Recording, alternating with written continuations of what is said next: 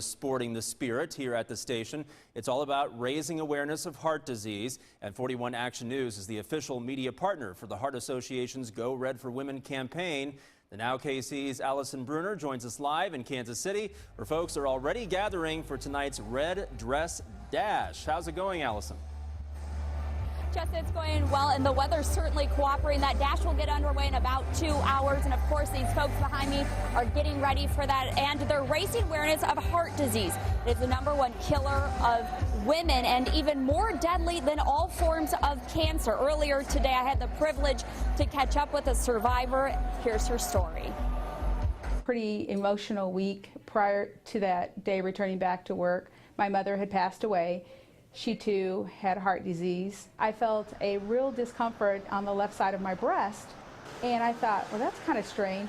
Another strange thing happened. Her jaw began to ache. At that point in time, I called my husband at work and said, you know, when you get home from work, do you think you can take me to the emergency room? Not only did I have a heart attack, I was still having a heart attack. Edie beat the odds that day back in May of 2012. According to the American Heart Association, 1 in 3 women die of heart disease and stroke every year. And I learned that day that I am not the master planner.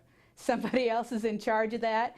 And this is just one of those tasks that are on my list. And I feel really good about telling other women that it's not optional. Today, Edie is an advocate of heart disease, sharing her story with other women so they can learn how to protect themselves. Doctors agree knowing the signs is an important part of the battle. Don't dismiss risk factors, don't dismiss things that don't feel right, and really remember that you need to take ownership of yourself and your life. And while knowing the risk factors and signs is critical, women also need to know the steps they can take to protect themselves before trouble arises. I'm very conscientious of, my diet. Sleep, I get 8 hours now. National Wear Red Day is really exciting because we get to celebrate survivors like Edie. Survivors who are taking action so they can stay healthy for good. This is your responsibility.